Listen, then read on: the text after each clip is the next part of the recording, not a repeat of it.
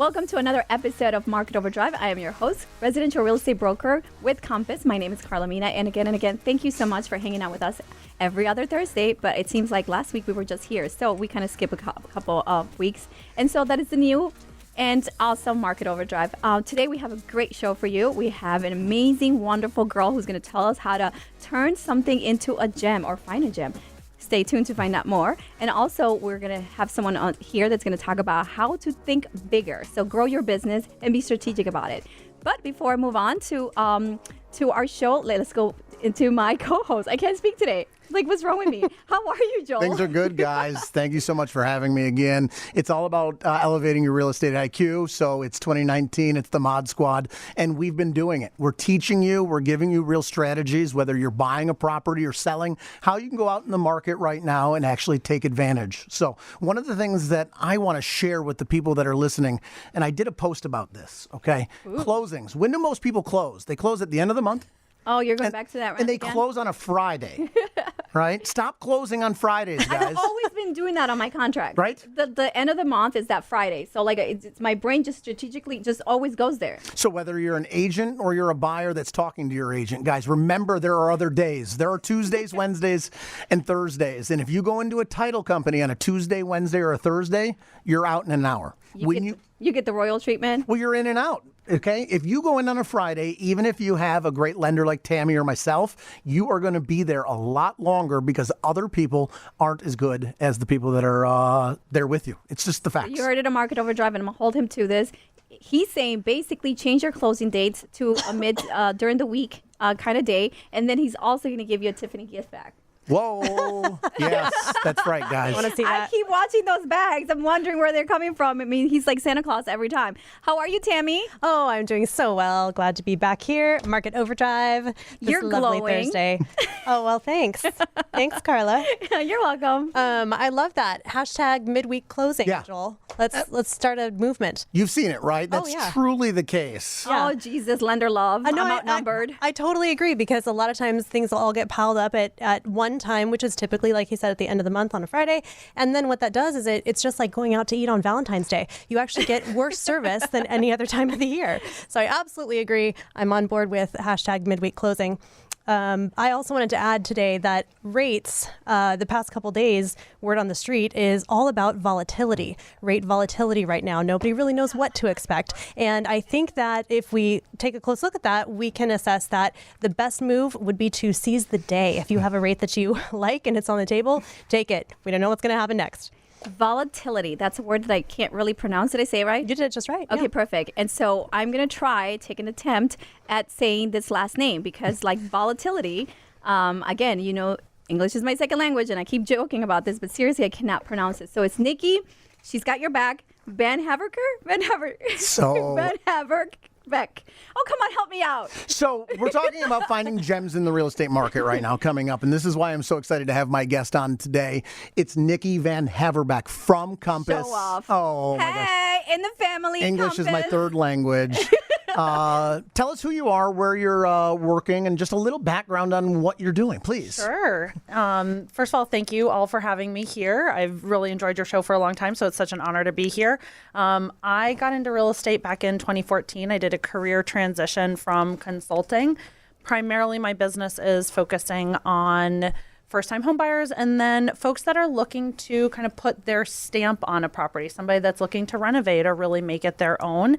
And that's kind of where I'm at. And I've been helping a lot of people do that this year. We can find that now, right? If it's the spring market and there's a lot of competition, there's something that's going to be changing coming up, right? There is. This is your time to get into the market, find those gems, and we'll talk about how to do that. That's awesome. I love it because really, so we're exiting spring market, as you're saying, or summer market at this point. We're going into fourth quarter. And some of the things that happen in the market is that we lose inventory, right? And so there's a lack of inventory. So you're basically saying, hey, don't ignore that one property that's on the market. There's ways to make it be a gem. There is, yeah. And I'm also saying, you know, work with somebody that knows how to find properties that might be off market, right? I'm already having conversations with sellers that are, hey, do we list now in the fall or see what we have, or do we wait until the spring? So you should be working with somebody that is that has the availability, that's talking to their colleagues, that's looking at off-market resources so you can maybe find those gems. But also don't discount some of the things that have maybe sat on the market over the spring, over the summer that are still on the market now. There's ways to make it your own, and there's ways to find those properties out there. And when you say make it your own, what do you mean by that? So, I'm a big, hey, let's look at the condition, and maybe we're renovating, maybe we're doing some cosmetic changes. And if you're actually looking to list in the fall, that's one way that sellers can really make their property stand out as well. So you can do some of these cosmetic changes. We all know about paint. We all know about refinishing floors. Some of the other things, switch out the lights, do some doorknobs, things like that to make it really pop. Those are things that sellers should be doing now. But those are things on the buy side. If you can go into a property that maybe the photos don't look so great online, don't discount a property. We all know sometimes you see photos that look spectacular. You walk in the door and you're like, oh, well, what is this? False advertising, false advertising. The reverse is true as well. Don't just discount a property because the photos might not look great. It's like going on that blind date, right? Yeah. Manage expectation. Right. What you might be seeing is just like bad furniture or bad lighting or a bad camera angle. And maybe that's why that property has sat on the market. So don't discount things. Like if it has all of the other right bells and whistles, it's got a great location. Maybe the prices come down a little bit. You've seen some adjustments. Maybe there really is a hidden gem there. That's great. I want to go back to what you said because it was good advice, and it's twofold. I think you're basically advising sellers to go ahead and make some repairs, or not even repairs, but you just update. And mostly because some of the buyers don't have the budget to do that after closing. Everyone's saving just that 3.5% or 5% to put down, and the cost for the closing costs. And so they may not be able to paint those cabinets or be able to do the floors and rip off that carpet. And so if you're able to do that, then that's great advice. And Nikki, can you expand on the Compass Concierge? Sure. So Compass has a program where we can actually assist sellers with doing some of this pre-marketing work. We can help you bring in painters. We can help you bring in stagers, bring in furniture, bring in accessories to really make your property pop. And there isn't an additional charge for clients from that. That comes off of your proceeds at the end of the transaction. So there's really no upfront expense for a seller. So this is huge, you guys. It's an industry first, right? It is. A real estate company that's willing to absorb the initial cost of staging, sprucing up your property, painting, because maybe you don't have money to do it, and you'll use it. You want to pay from the proceeds of your sale. You don't have to put any initial investment to get the property ready, and it's going to seriously sell fast. Statistically, and I can't speak and I can't say that word. Properties sell faster when they're staged, when they're painted, like you said. Even the closets need to be maintained or updated. So this is a great piece or tool that we have.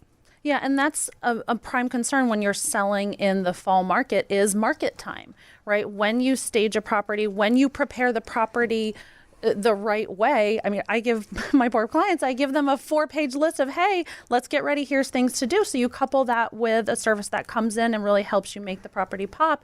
When you have such a short time, especially in Chicago, for the fall market, you really want to optimize that time and put your best foot forward when you're selling. Exactly. And Nikki, that's a sign of a great realtor, right? Because if you're literally putting all that time in the front end, and you don't have to worry about it once the property goes live and goes on the market, because you know it's going to sell, because we know what buyers are looking for.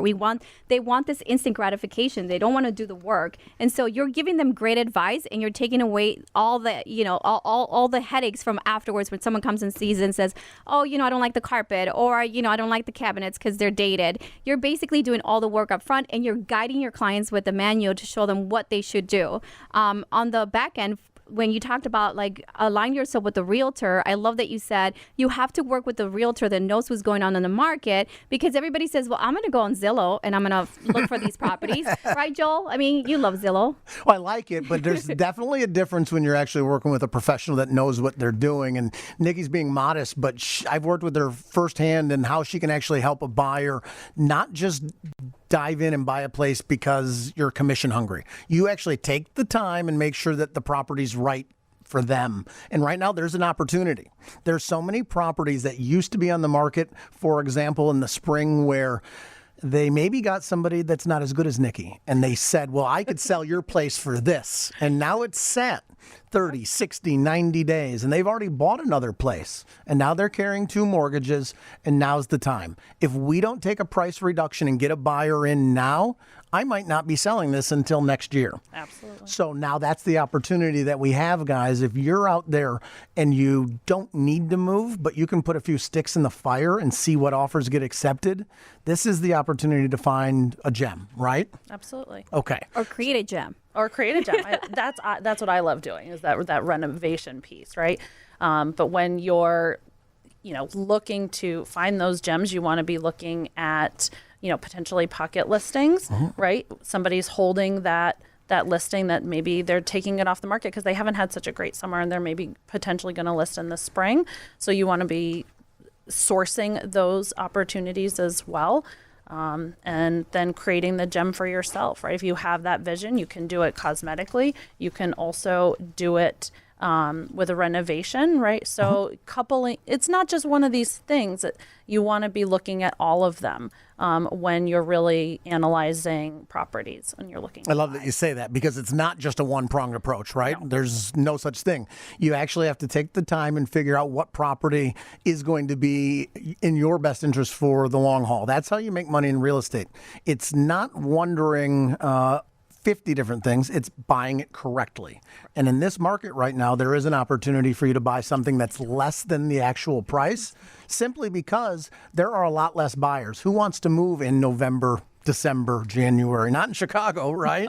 So if you're going to be a buyer out there, you're pretty serious. And so you should be able to get a discount to listing price as the fall and even winter months come along. What do you tell a buyer that right now is getting ready to go out and start looking at properties? What's coming up?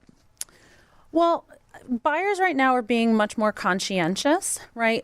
Good properties, they're still going quickly, but a buyer's being conscientious. They have a little bit more time to maybe come and see the property a few times. They have a little bit more negotiating room, because we do know that fall market is a lot shorter here in Chicago. And when I talk to a buyer, we look at a couple different factors, right? We look at location, we look at how long they're going to be in this property, we look at what the inventory is now and possibly what the future inventory is going into the spring as well. So we still have time in the fall market and in the winter market, but that's what we're advising them to start and be conscientious in their choice and really look at the data that's behind some of the price drops, what's coming on the market as well. So like you said, we take everything into consideration. And off air, you were talking about, you know exactly some properties that you're advising your clients to bring back in the spring market of next year. And so you hold those as your pocket listings, your own personal inventory. But then you also know that we're all doing the same as real estate experts. And so you created this network where you're in touch with other agents and you share this information. And that's why you're completely ahead of the game. And that's why you're saying people should really align themselves with the realtor that has a pulse.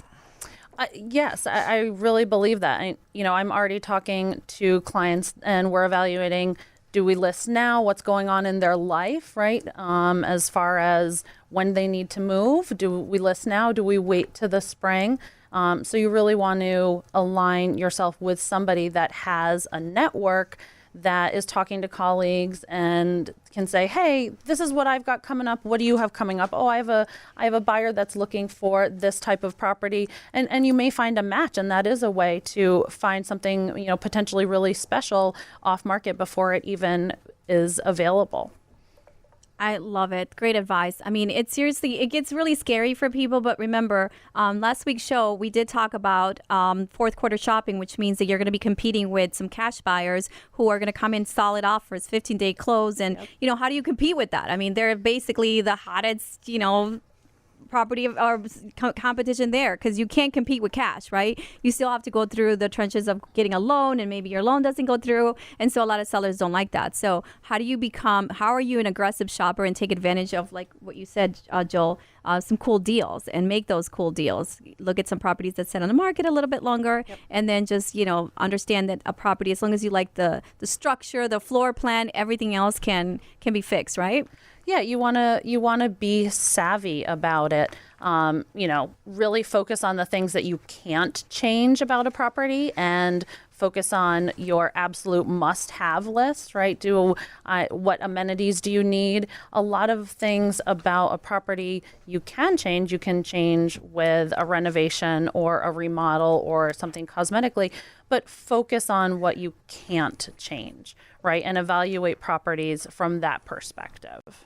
I like that you're talking about this because it really ties back to what we discussed last week on the show, which was this transition market. Okay. So we talked last week about a transition market into the fall, and now you're really saying how we can go out there and find those gems. So if you want to go back, all of our shows are cataloged. Find us on Facebook, Instagram, and YouTube. We are the Mod Squad, and it is Market Overdrive, and we're here to elevate your real estate IQ. I love it. He's almost like a commercial, right? We should pay him to do that. Absolutely. Nikki, where can we get a hold of you? Sure. You can look me up on Compass. You can also look me up at NV, because my last name is so difficult, nvchicago.com, or just give me a shout, 312-608-1254. Yay. Okay, so Van Haverbeck. Van Haverbeck. Van Haverbeck. Okay. Like we're going to have her back. Oh, we're going to get her. I love it. See, we just gave you a new tagline. Hashtag. Have her love back. it. And of course, you're on social media as well. Facebook, Instagram, all the good stuff. Great. And now we get to have coffee at the office. See, expanding my network here on the show. So thank you, Joel, for bringing her on. And it's a pleasure to meet you. Thank you so much. Thank you for having me. Of course. I mean, lots of good stuff, right, Tammy? Oh, all day long.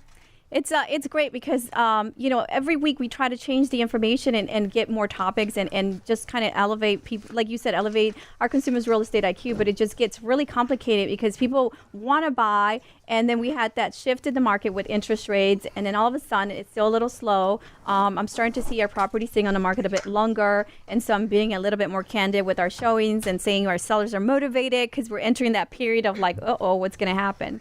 Well, what I really liked here is that we actually educated the people that were tuning in today, because I think we as professionals understand the market. We're there, but I think a lot of people on the sidelines might still be scared and they just don't know what they don't know. So if you can actually tune in and learn, you could realize that one, rates are down. B, there are things that are changing in the market.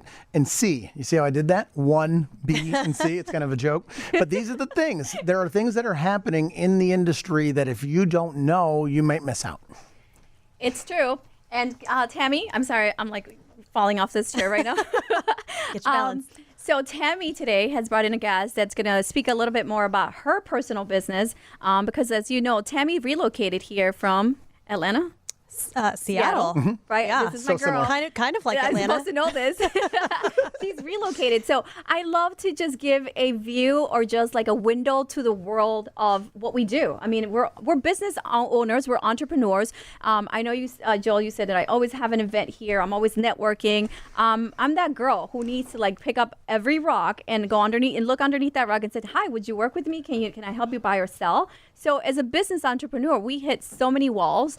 We go through so many ups and downs, but your guest today is going to actually, educate us on how to stay strong and build a good business. Yes. Can I introduce him now? Yes, please, go ahead. So, you guys, it's actually like a little spiel of an introduction, so I have to like warm up and get ready to say it. But this is someone who has been featured on Entrepreneur Magazine, seen on Fox, ABC, NBC, and CBS. His work is far and wide across all of those channels and stations. Best-selling author and business strategist and coach, Scott Hansen. Hi, Tammy. How are you? I am well. I'm so glad you're here today. Good. Yeah, I'm glad to be here. Thanks.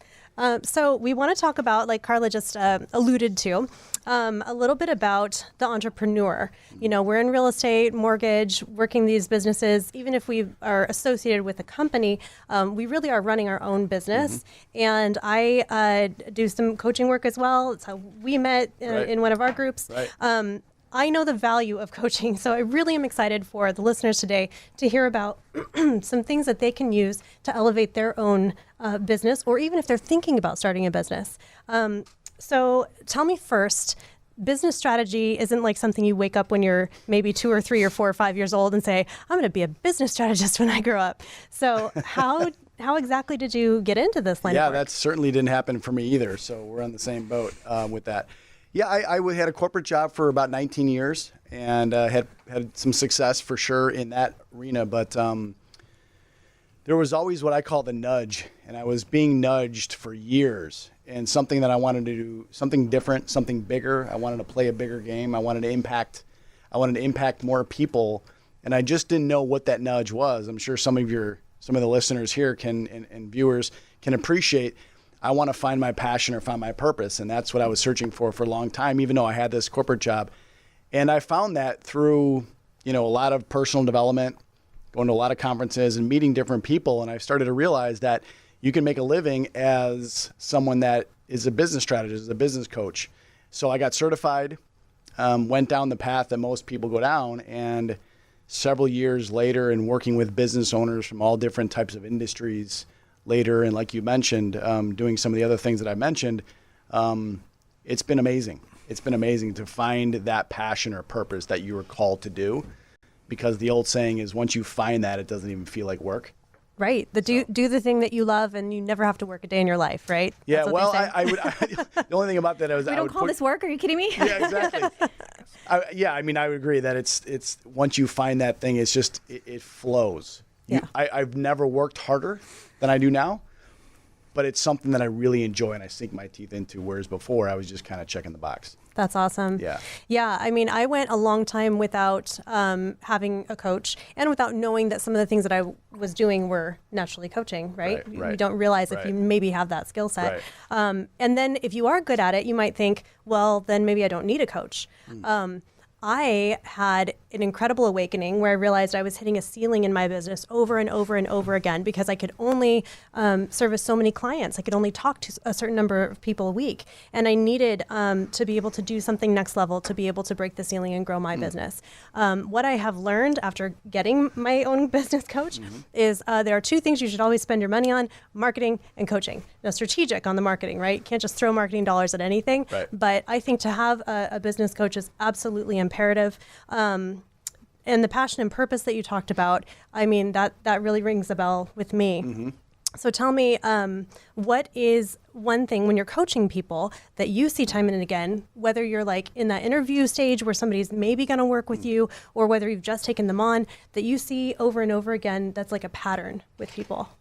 I think that, good question. I think that what I see intertwined across every platform with all entrepreneurs and business owners is they try to do too much and they think that busy equals productive. So they take on more stuff and they feel that if I work harder and if I actually say yes more, that it's actually going to help me grow revenues. And it can for the short term. The problem is it's called burnout. Right. So that passion thing, that purpose thing you talked earlier about will fade pretty quickly if you're trying to do everything. So whether it's a real estate broker, whether it's a mortgage broker business, whether it's a plumber, it doesn't matter. You most likely get into that line of work because you're good at it. But in order to really scale, you have to think differently about your business. So I always use the analogy of, if you're an owner of a $20 million fill in the blank business, would you be doing some of the things that you're doing? Or would you most likely delegate? And the answer is we have to free up the business owner, the rainmaker, to focus on the 1 or 2, 3 things that he or she does better than anybody else on the planet. And that's what you need to focus on. The other stuff, the posting of the social medias and some of the stuff that takes up a lot of your time, ultimately, is that helping you drive revenue? And if the answer is no, then you should think about delegating. I feel like a lot of people just don't understand that, like, this is the only business where we wear so many hats, and a lot of people just don't know how to delegate. More so when someone's starting their career as a realtor or what have you, right? If you want to get out of that cubicle and you want to start your own business and you want to be an entrepreneur and you want this life, and they're saying, I don't have any money to invest into my company, so I have to do it all. So what is your advice to someone that's there? I think it's a wonderful question. Part of, in addition to being a strategist and in addition to speaking, I also have a successful podcast that we've had the opportunity to now interview 140 some odd entrepreneurs and very successful business owners. And I asked this very question, how did you start out and how were you able to scale? And I think the very beginning, if someone's listening or watching this saying, how do I get out of that cubicle? I know I have to wear a lot of hats. The first thing that I would start out with is saying, what kind of money do you have in the bank? Can you rely on your husband or your wife or your boyfriend or your girlfriend to help support you? I know that when I made the transition, I had money saved, but I also had a girlfriend at the time that was saying, let's go after your passion, let's go after your dreams. I'll help support this in the beginning. So I think having that support system and that financial support system is important. I also think that it's important to have realistic expectations. So you nailed it on the head when you said, well, people come up to you and say, I want to be a real estate broker and agent because it looks sexy and what you guys do. I don't know about sexy. Well, these sexy. TV shows and it's supposed to be easy and everything else. My mentor told me a long time ago when I first got started, he goes, embrace the process. And I didn't know what that meant. But as you get into the process, you get into the entrepreneurial process, you're going to get kicked in the teeth. You're going to want to quit. You're going to want to quit again. Yeah. The thing I think that keeps all of us that have been successful moving in the right direction is that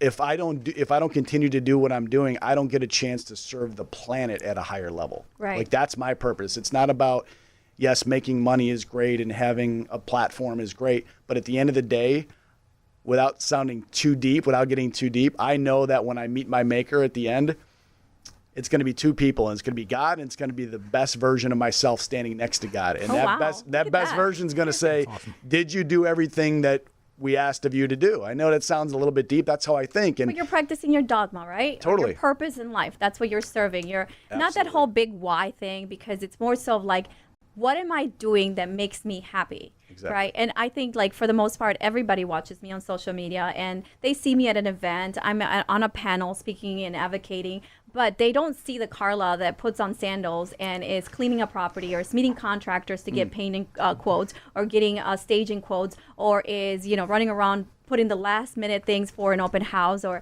as my client said, wait a minute, you're going to show up to the property and do my bed? I'm like, I will make your bed because we have a showing in an hour and I need you to be ready. And those are the things we have to do. Those are not the fancy glamour shot, coming to an event and meeting and expanding my network. That's the real work, the behind the scenes stuff, or pulling comps for properties, right? For clients, and you have one or two or three, and then you have agents who are calling you. So it does burn you out. Yeah. And I do appreciate the advice of the expansion, right? Because you need to delegate. And some of us who are control freaks, it's really hard for us because we're like, I might as well do it ourselves. And then there's that other wall that is finding talent. I mean, I think there's a generational issue here when it comes to finding talent. I hold myself accountable, and the reason why I can hold people accountable to what they said they'd do is because I do it myself, and no one can outwork me, pretty much. But how do you interview people, or how do you find that talent? Well, I think it starts with your core. Starts with your core. Starts with I literally just had this conversation with one of my business owner clients yesterday. He's like, well, I want to hire someone to fit this position. I said, well, and I want to make sure that when he or she comes on, that they add value to the team. And I said, well, before that, what's the core value here? When someone steps into your world, they should, at the end of the day, you're interviewing them just as much as they're interviewing you. So what is that core environment that you want to create? Are you accepting negativity? Do you accept positive? What is the thing, the culture that you're trying to create? And it all starts from the business leader. It all starts with the top. And I think hiring the right talent, you have to set that expectation. Yeah, no, for sure. You have to set that. And it's an extension of your business and an extension of your brand and your business model, right? We pride ourselves in saying we give clients the kind of customer service we expect for ourselves. That means some people are like, did you let the phone ring? I'm like, no, I was, sending like, hey, how can I help you? But that means that you're wearing a lot of hats and you're always being responsive to your client, because obviously that's what's closest to the money, closest to why you're here, why you're doing the things that you're doing. Earlier today, I asked you for 3 takeaways. What were 3 things that you'd like to share with our audience today that could actually help them grow their business? I think number 1, it starts with thinking bigger. I think all of us can think bigger about our goals and about our dreams. When you have a bigger carrot, you're more motivated to get up every day. When you set a goal to grow your business by 5% or 10%, it doesn't excite you. When you want to grow your business by 7 figures or more, that's the holy crap moment, what I call it. And when you have the holy crap moment, that's either going to do one of 2 things. It's either going to deter you or motivate you. Second thing is have a plan, have a system. I can't get over how many people I talk to, business owners that have been in business for a while, that they let the day control them versus them controlling the day. So have barriers around your time. Your time is money. And if you spend it all day doing frivolous things, that's the kind of money and lifestyle and business you're going to create. And I think third, at the end of the day, is to really, yes, focus on serving, but also do focus on the money. I think so many times we can talk about dating or weight loss or anything else, but when it comes to money, it becomes taboo. And I don't think there's anything wrong with having this goal of I want to make X amount of dollars, because I believe money creates choices. Money creates freedom. Just listened to a friend yesterday, a friend of hers, her best friend. She was married, nice job. Her husband had a nice job. They were trying to have kids. Went through 4 years of IVF, didn't have kids. Finally, They have twins. The twins are born 90 days early, so they go in the NICU. NICU is $11,000 per day. Wow. They barely have insurance. The husband dies the week later. Shut up. Oh my God, are you serious? Right? Without bringing this whole thing down, right? You just put a twist in this whole conversation. But it's all about, they didn't have any life insurance. They didn't have a will. They didn't have anything set up. So now everybody's trying to support this woman with a GoFundMe page. Oh, wow. And I'm not saying that this necessarily could have been alleviated if she would have thought about money more, but if they would have had a plan, maybe it would have. Yeah. And now she's almost destitute, like in a matter of seconds. So it could happen to all of us, right? Yeah. So that's why I believe we're on this earth for a very finite amount of time. If we can create the best versions of ourselves and impact the world at a higher level, I think we're doing everybody a service. In agreement. I mean, we're a capitalist society, right, Tammy? Yeah. No, we live in an economic planet. We live in an economic planet, so. Do we have time for one more quick question? Go ahead. I want to know what your all-time favorite coaching experience has been with a client. Yeah, really quickly is started work with someone that other people in this room know. Started working with him, and he was doing, Is it Joel? No, it's not Joel. A friend of Joel's. Joel knows him. Started working with him, and in a relatively short period of time, we helped take his business on the Inc. 5000 list of one of the fastest growing companies in the country. No names mentioned, because we like to know names. We like names? Yeah. Justin Farah, BJ Construction. Oh, wow. Okay. Yeah, so he's a general contractor, and we started to work together, and we were able to help him scale his business, grow his team, think differently about his business as a business owner. So that's probably my awesome. Well done, my friend. Well done. That's great. Thank you. Seriously. Where can we go to find you, or where can listeners of yours go to find you? Yeah, brand new book just came out today. It's Congratulations. Thank you. Yeah, it's a blueprint of helping any business owner go from literally where they're at to 7 and multiple 7 figures. What's it called? BlueprintPlaybook.com. I'm writing it down. Did you bring us a copy? It's so fresh. Okay.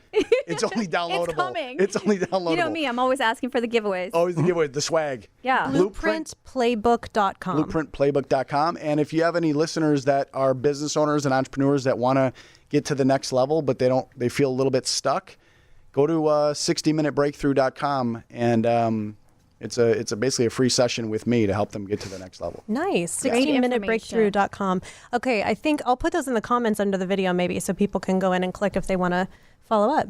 Awesome. Thank you guys. Appreciate Thanks for it. being Appreciate here. the time. Yeah. It's great. And this is awesome. great advice for not just realtors and lenders, right? Or it's just everybody who wants to build a business and be successful at it. Because I think for the most part, you could be a grocery owner, grocery store owner, you could be a gym owner, and it's always going to be the same thing. I mean, you've built an amazing business, Joel. I posted about having an open house and at the 860 West Blackhawk, and you said you had how many buyers or clients in that building? Well, when I looked up that address, what I was able to do is see how many people had actually closed with us in that building. And there were 49 or 59 or even 69 different transactions. And that's the idea where doing it for so long, it gives you a little bit of a leg up when you're going into those types of buildings. But it's great, right? Because you want to work with someone that knows the business, that has the experience and knows the intricacies of the various buildings, right? Because financing, and you have to get approved as a borrower, and then the building has to get approved. And so just knowing the ins and out of the association, the condo docs and bylaws, you can anticipate some problems and be able to work around it. 90% of buyers do it wrong. They call around and they say, hi, what are your rates? What are your rates? Oh, what are your rates? And that's okay. Rates are great, but that's not 90% of the mortgage. There's a lot more things that go into it than just that. So having the knowledge about the buildings, the locations, and just the personalities. Most of the agents throughout the city know me and our company, and it'll allow you to get into transactions a lot easier. You don't have to be the top bid on a lot of transactions. Just because you have a pre-approval letter with a strong name behind it goes a long way. That's part of like the think big. We also have another guest who actually went bigger than bigger, right? Because he was already boss. How are you? And welcome back. An official Mod good. Squad. Thanks, Karla. It's good to be back. Want to introduce your guest? Is he a guest? Oh my God. He needs no introduction. Yes, friend. How Tell are everybody who you are, what you've been up to, and we're having you here today. We want to talk about the book. Awesome. My name is Colin Egglesfield. Chicago native, have lived in New York, Los Angeles. I've been back here in Chicago for about a year now. And my primary focus has been real estate.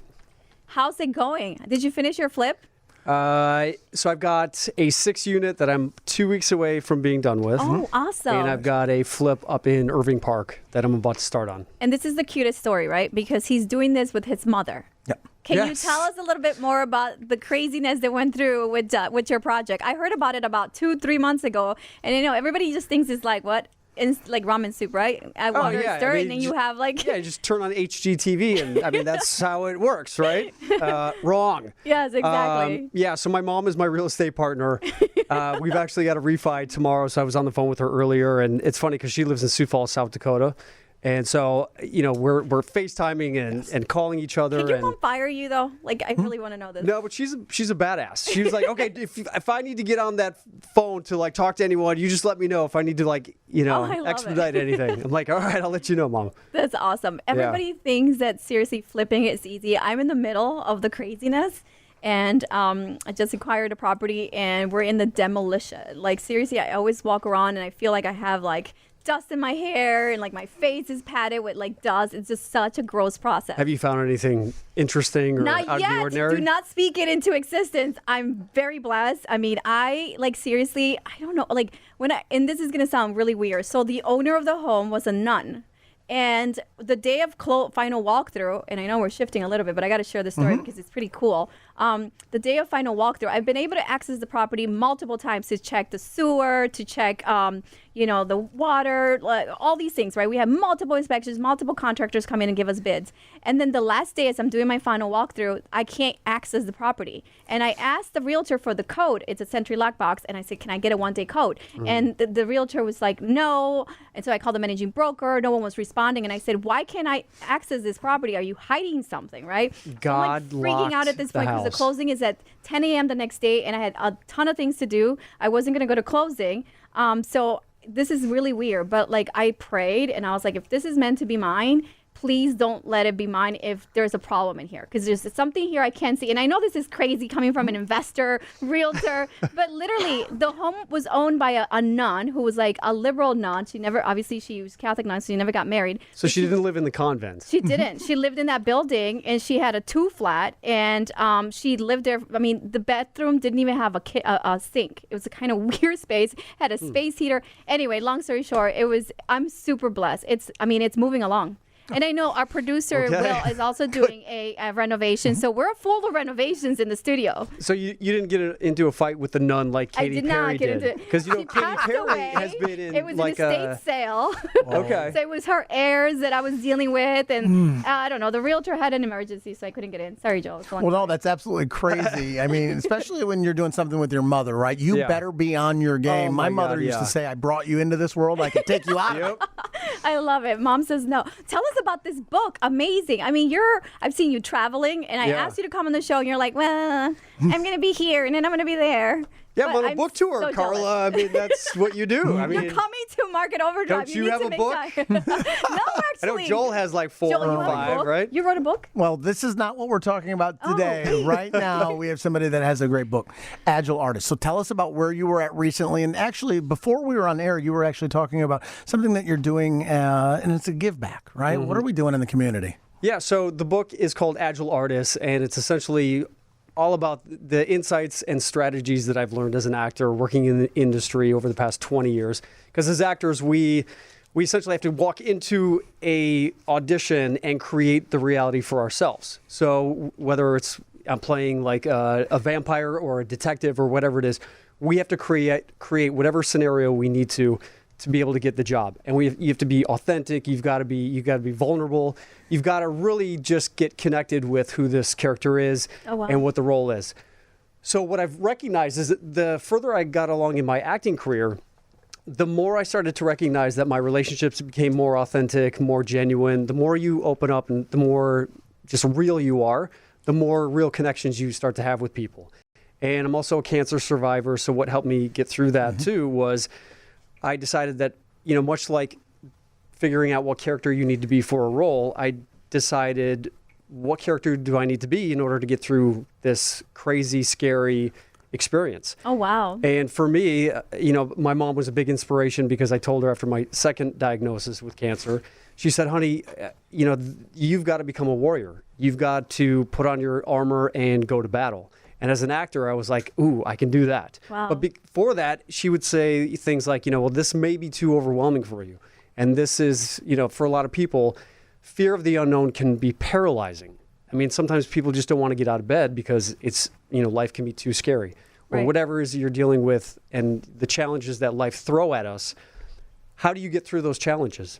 What's so amazing here is that we get bogged down, right, in real estate and thinking that it's life and death. And by picking up this book and actually reading it, what you're realizing is that people really are going through life and death situations and how to deal with them. And I love that analogy. Yeah. You're putting on your armor, and we talk about it in real estate that we're going into battle, but nobody's dying. We're just helping folks. And that's what you've made a transition to, and it's really great. And what I talk about in the book is life is all about perspective. You can look at life from so many different ways. You can focus on the negative, or you can focus on what is the solution for this. So if you ask yourself creative questions instead of destructive questions. So if you ask yourself, how can I get through this situation? How can I rehab this house? How can I find the best? Versus why me? Why did this happen to me? Or instead of I'll never be able to, you ask yourself, how can I? Yes. Right? Your You've brain created is that. essentially a supercomputer, and it will give you the answer for whatever question you pose to it. So in order to create empowering context for yourself, it's all about coming up with creative, empowering questions. And for me, what I decided was, after living across the street from the World Trade Center and seeing people trapped up in those towers, and seeing people jump from 1,000 feet in the air, I decided, you know what, life can end in an instant. And if you really truly care about something, and for me it was acting, and I was living in New York City at the time, and the idea of going out to Los Angeles and pursuing a career as an actor was kind of crazy. But just knowing that if I was trapped up in those towers and I had a second chance at life, what would I want to do? I want to pursue my dream. And that's what I tell everyone. It's all about perspective. Focus on what really inspires you and go after it.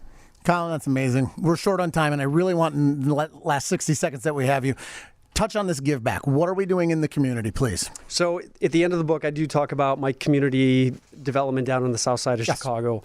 I had the fortune of meeting a couple of contractors, one of them which right now works with a program called Ready Chicago. It's Ready a Chicago. Alliance program Yes. where it's a 24-month program where guys who are getting out of the criminal justice system are given an opportunity to work on construction sites. I love that. They are provided with a steady salary, and we teach them how to do carpentry and other sorts of trades so that after that 24-month period, they're able to go get jobs for themselves. That's a real Hawkeye right Yeah. there. That's awesome. We love it. Thank you so much for coming on. Thanks, Joel. Thanks, Karla.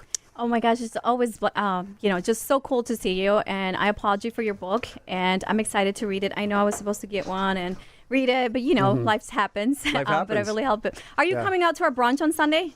I'm gotta going to be invite in you while Kansas you're City for a book signing. What? Barnes & Noble, Kansas City, Overland Park. But it's always great to, always to great see to see you, too. And I also want to extend an invitation to my upcoming open house. It's going to be a night of color, as we call it, Una Noche de Color. It's going to be at 860 West Blackhawks. 2406 is the unit. 06 is the unit number, and we're going to have drinks, and we're also doing a giveaway, which is amazing. It's a 12-person private boat party. So come out for a chance to win. And I love to meet with you, and you get to see this amazing space. It was designed by the owners of Carnival, and so you'll notice that it's very colorful, and it's a really fun space. It's a 2-bedroom, 2-bath condo, and it's got amazing views. It's at the Sona West building, and literally it's 9 there's floor-to-ceiling windows. You could see the views from every room, literally. And we have a really cool balcony. So you must come and hang out with us. And that's going to be this Saturday between 6 and 8 p.m. DM me if you want more information about the property. We're also producing a video, so we'll have lots of stuff for it. Carla, I love it that you are inviting every single person that comes in the studio to the St. Jude's event for Sunday. We have to. Absolutely. It's on my calendar. And we have some St. Jude volunteers here, as well as Executive Experience Committee members. Tony has been an integral part or partner through this process. Seriously, I don't know what I would have done. I'm a realtor, right? That's what I do. That's my core business. So having events and giving back is really not my forte, but I do align myself with awesome individuals who can get the job done. How are you, Tony? Doing great. How are you doing, Karla? Good. How was celebrating Greg's 30th birthday yesterday? It was a blast. He got to celebrate his 30th birthday a second time. And I saw you're having a good time, too, last night. We did. And what I love about going to Tony P's events, and thank you so much for inviting the Mod Squad and the Market Overdrive team. We were there mingling, right? And the idea is to get ourselves from in the studio out in the field to where we can meet you and we can build connections. So join us. You have a calendar filled with events. What about that Sunday brunch one? Oh, yeah. Brunch for a Cause, Gibson's Italian, over 300 plus people. All you can eat, all you can drink. Nice little Sunday fun day. And also, being Italian, I'm very excited to play bocce ball on the lawn there. That's going to be That was awesome. killer, right? That was a boss move. And then, having some McLarens there. And, it's going to be just an awesome event overall and, phenomenal people and very excited to be there. Be a nice way to spend a Sunday. And I've heard that initially reservations were capped at 300. Yep. They have just under 297 or something sold as of last night. And so they have expanded that to 350 now, right? Nice. So reservations keep can pushing still it. be made. If you guys want to participate Sunday, it's going to be the place to be. It's going to definitely be the place to be. Oh, yeah. How can you go wrong, right? The menu is amazing. The staff and the service is amazing. We're going to have McLaren there for photo opportunities, Insta moments, and like you said, bocce ball. And then, of course, we got some partners who are donating liquor. And we're going to, not that this is important, but it is fun. And it's Sunday Fun Day. Sunday fun day. We cognac. Did I say that right? Cognac? Cognac tasting, pisco sour tasting, and we're going to have the best mimosas and Bloody Marys. And the meal, caviar. Oh, we got goodness. fish. We got. It's going to be so epic. What is it? Lobsters, oysters. Seriously, thank you to the Gibson's Italia group because they've done that. Seriously, right? This is gift. Absolutely. It's so awesome. And it's all for St. Jude's. Yes, Yep. 100% of the proceeds is going to the children at St. Jude's. It's all for the children. Yes. Talk about spaces, right? Yes. We're all about growing and promoting our businesses in the area of Chicago. And today we have a business professional who's going to talk about a new space and a new way for you as an entrepreneur to work. Drum roll. Yeah, we got my buddy and partner John Wallace here from See, that's what happens when you party until midnight. Yeah, What yeah, time yeah. did you party till? Yeah. It's from Workbox, but yeah, no, we had a late night last night. Yeah, good we times. Can tell. It was Greg's 40th birthday. I was there. Not that late. I love because it was cozy. Lots of people. I'm newly familiar with John. John has become like my best friend now out of nowhere because some of you guys know I am a member of Fem City, one of whose hubs is here in Chicago and has tons and tons of women, amazing women in business as a part of it. And I had the honor of being the event space host for the year of 2019. My company switched their buildings. Suddenly, all these women who meet every month for their really awesome masterminds had nowhere to meet. And I reached out to Tony P., who everybody knows is such an amazing connector and literally knows every single human in Chicago. And he put me in touch with this fine gentleman, John Wallace, who now has extended the space. We're going to go more into the space itself and hear about that from you guys. I just want to say the space, in my opinion, is absolutely amazing. I love it, and I'm super excited to be getting to participate there. Yeah, tell me first, what is it that you guys are looking to accomplish? Well, what's the name of the space? Workbox. Workbox, Yeah, yep. we're at 420 North Wabash. Okay. We just opened up about 6 weeks ago. And then So we're really excited. what are you guys looking to accomplish with this space? I know this is a new, different kind of thing, so tell us about it. Yeah, so we looked at the co-working space and we saw that a lot of companies try to differentiate on real estate amenities, but as an entrepreneur, you need a lot more. So we really started this business because we thought that we could provide more services than just amenities, flavored water, baristas, things like that. We thought that if we provided real services like capital introductions, service providers, an educational element, that we could help new businesses be successful. Awesome. That sounds good to me. What is the space like right now as far as who's participating? What are your current members like? Yeah, so we're looking only to recruit local decision makers, so founders, CEOs, people that want to grow their business. So we want all the decision makers in there right now. And we feel like if we create a group of local decision makers that will create an ecosystem of problem solving and just a good nucleus of businesses in the building. Perfect. And so then who would your ideal member be? If somebody's listening right now and they're like, ooh, that sounds interesting. By the way, this building is located like on the Red Line, like in the premier location. But who would this space be for? So if you're a local business and you're an entrepreneur and you're looking to scale, we want you in our space. What we can offer you is one-on-one access to the best venture capital, angel investors, specialty debt providers in the city, as well as a whole list of service groups that provide services from financial to accounting to technology to recruiting, as well as educational groups. So, if you need resources with a university or mentors that have actually done this before, that's what we provide. So it's a much more intimate setting than some of our competitors. We're trying to provide something that's going to give them the ability to grow their business. So, John, you're saying this is not like a members kind of location where people come in and they network and they want to be there just because they can network. Say, for example, right, Soho House, and we can go there for a membership. You get to go to the gym, you're at the pool, and you get to network. This is more so of like, how can we help you grow your business and actually provide you with resources or connect you, because not everybody has a Tony. That's right. Right? Tony's been a great addition. No, we want... oh, man. Tony's there? I'm not going. We found that serious companies want to be around other serious companies. So we started. My co-founder and me graduated from the University of Chicago. So our initial member base was some great companies out of the University of Chicago. We're really proud of that, doing everything from digital imaging for breast cancer treatments to a company that's doing video introductions for venture capital for celebrities.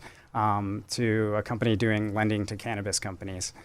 So we've got a whole spectrum of different companies. Yeah. All of them are in the kind of pre-seed, seed, and Series A life cycle. But we find that there's a lot of benefit from having a lot of different industries in there. But everyone's in there because they want to grow. I think that's amazing. And where can somebody go if they want to find out more, or if they want to come by and see the space or whatever? Yeah, so our website is www.workboxcompany.com. I'm founder. You can always email me at john.wallace@workboxcompany.com.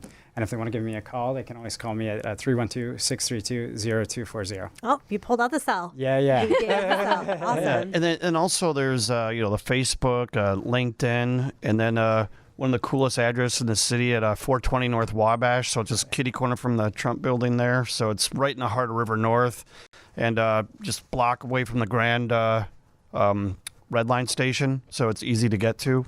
Absolutely. I think this is really exciting that we have this in Chicago. We need something like this. That's great. Thank you. Yeah. Yes, it's definitely different, right? So it's not just like the fun party space. It's more so like serious strategic ways to grow your business. Yeah. Today's been an amazing show. I mean, talk about real estate, how to find a gem, how to create a gem more so, and then also how to think big. And we got the handsome Colin in here talking about someone who's actually is living big and writing his own book, going from being a realtor to a real estate developer to then now writing his book. So great information, and you can find all this information. If you want more information, you can DM me or email me at karla@marketoverdrive.com. And of course, you can always call me at 312-498-8473. We love providing you with information that you're actually going to need. So if you're out there as a realtor, want to become a realtor, or want to become a lender, or want to invest in real estate, we are the space for you. We have all the resources. And like I said, I got Tony. Tony's always on my side, right, Tony? Oh, yeah. And so I also want to make sure to add for Workbox, the next event going to be there is going to be Tuesday, August 27th. It's going to be a Voice of Blockchain networking event panel discussion. So anybody who's interested in that can definitely come check it out, see the space, and meet us all there. Love it. Thank you, Tony. And I had a blast last night, and the space was filled. There were so many people, so many things going on in Chicago. So, Joel, we'd like to end the show with just inviting people to come out and spend some money, right? Enjoy yourselves, build your business, network. It's all about giving back. It really is. You've seen me every single episode. We talk about Giver's Gain and how can you actually grow your own business and be part of something. It's giving back. And it could be something as small as going to one of these events. It's not just about the money that you donate.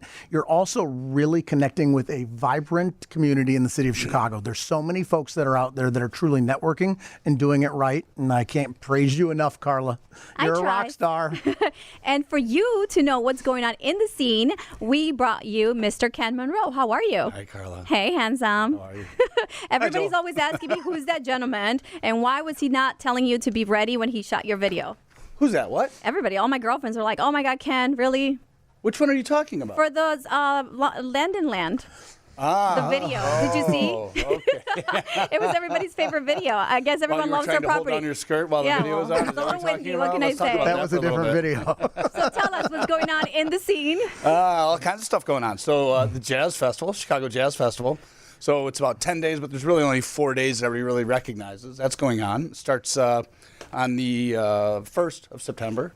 And we've got the Bucktown Arts Festival. It's going to start as well. That's 2 days, and 11 to 7 p.m. It's at Holstein Park.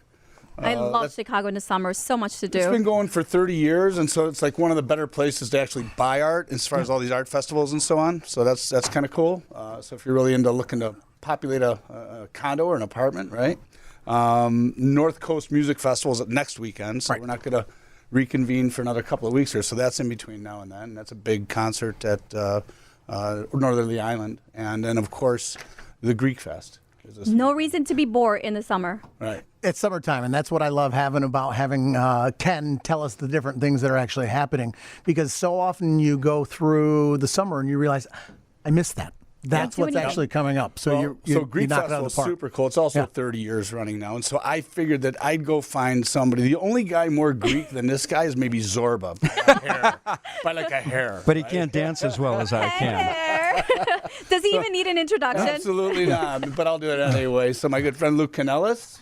Good to see you, Ken. Yeah. Karla, Looking guys, good. thank you. How are Thank you, you. Good Lou? to see you guys. Look Thanks at for having that. me on. So you rushed from the news to here. I ran right from the newscast. love We you. got off the news at 6, and I bolted over here to the 303. So Love the love. great to be around. So Lou's an iconic member of the Greek community. I thought it'd be great to have him tell us a little bit more about Greek Festival, because if you walk the streets over there during the festival, So it's like Lou's going to be there, and he's going to walk with us, and he's going to be partying with everybody. Is that what you're saying? shots I of actually blue. wish I was there all weekend, but the Bears are playing this weekend at Indy, so I have to go to Indianapolis tomorrow, and then the game is Saturday night. So unfortunately, and it kills me because I'd like to be there all 3 days, I'll miss the first 2 days of Greek Fest, but Sunday's a great day at Greek Fest. Weather's supposed to be terrific all weekend long, and as Ken just said, it's a 30-year anniversary of Taste of Greektown, and Greektown as we know it today, which is on Halstead between Van Buren, and you can go almost as far north as Randolph. That's been around since the late 60s. Greektown originally started in the South Loop, then went further west, and once they built the Eisenhower Expressway, the Greeks said, well, you can't kick us out. So we're moving further north. Right. So they moved further north to Van Buren. And they increased the prices. So try Exactly. buying a condo around there now. I was going to say it's unbelievable over there. And unfortunately, it's meant the closing of a number of different Greek restaurants. Really? And I'd hate to see Greektown go away because, guys, listen, I grew up in Greektown. I'm Really? 100% Greek. I grew up with 2 brothers, 3 boys in the family. Dad and Mom would take us to Greektown every Sunday for family dinner, and we'd go to either Roditis or Parthenon or Greek Islands, which has been around 48 years. So this is the fabric of Lou Cadellis, and I hate to see restaurants continue to move and go out of business because of the real estate prices, as you mentioned, Karla, but it's the reality of what's happening now It is the in the reality. West Loop. Yeah. Shout out to my friend Eddie over at Athena's. Love you. And I've been meaning to go say hi to Nazi. I support all businesses, but I do love Greek food. I mean, it's amazing. And it's the best place to celebrate. So it's all weekend then? It's all weekend, Friday, Saturday, Sunday. Okay. So there'll be Greek music. Also, the Trippin' Billies, if I'm not mistaken, are playing on Friday. 16 Candles on Saturdays. So on Saturday, because, not only do Greeks go to Taste of Greektown, I mean, plenty Hundreds of go non-Greeks to. I'll be go. there Saturday. I mean, we're talking about thousands, a couple 100,000 people that'll be there over the weekend. So they've done a great job with Taste of Greektown over the years, and there's some fine restaurants. I mentioned Greek Islands, that's been around 48 years. Spectrum does a great job. One would not expect Spectrum to have great food. I think Spectrum has terrific food. Spectrum's on the east side of Halstead Street. Athena, as you mentioned, is out there as well. And Nine Mooses, which, growing up, if anyone knows anything about fun Greek music, Nine Mooses has been an institution there. And not only does it have decent Greek food, it's not known for its Greek food. It's known for going and drinking and getting crazy and dancing Greek. And that's what you can expect at Greek Fest. Exactly.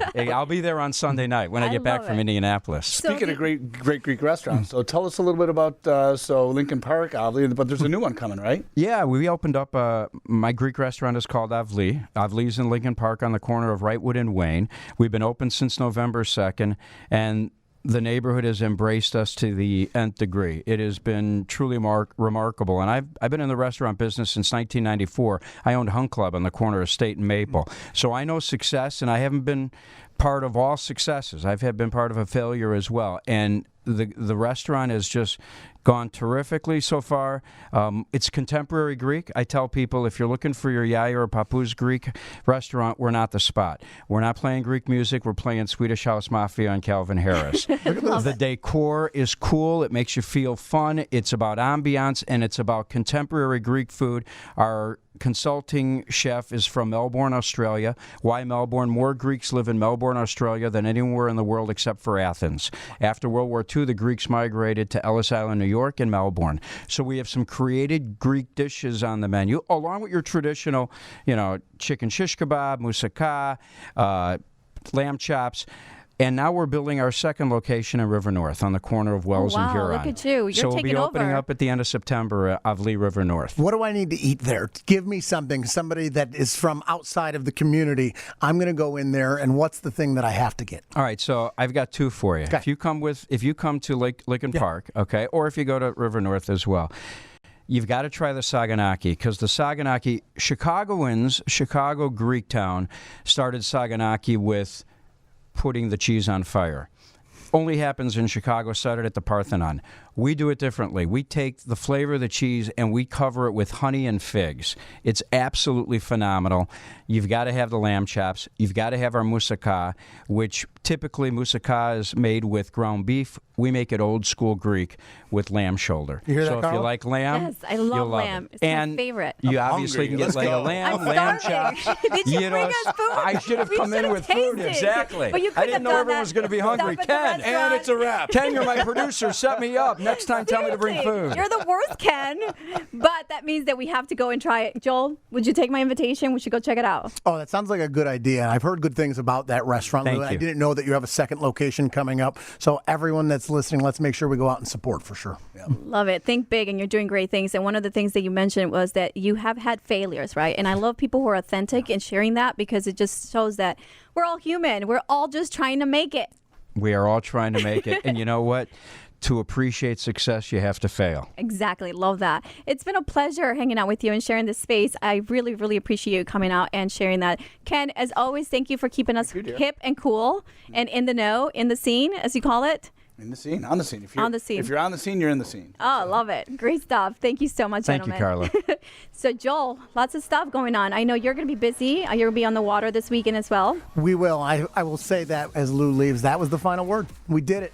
We said it all. We went through a great show today. You're like, And, well, it was action-packed, and I think the people that were actually tuned in really got something out of it. And so before we go, I always want to remind you guys, there's three things. You can like us on our Facebook page, you can follow us on Instagram, and you can subscribe on our YouTube channel. We are Market Overdrive 2019 Real Estate IQ. It's going to get raised, guys. Here we go. And there is a fourth thing, Joel. No, what is this? More things? that, yeah. I'm old, man. Is it like MySpace, right? No, Snapchat. No, I'm just kidding. We are also a podcast that you can listen to on iTunes. I know, right? A lot of people never go on there and check us out because everything's cataloged. Again, information galore. Yeah. And you can be a novice investor. You can just you could just be intrigued by real estate. We're doing it all. Between the three of us, there's so much information you can pick our brains. So again, remember, DM us or email me at Karla@marketoverdrive.com, and we'll be more than happy to answer your questions. As always, thank you so much for spending time with us. And remember to share, like, and subscribe to our YouTube channel.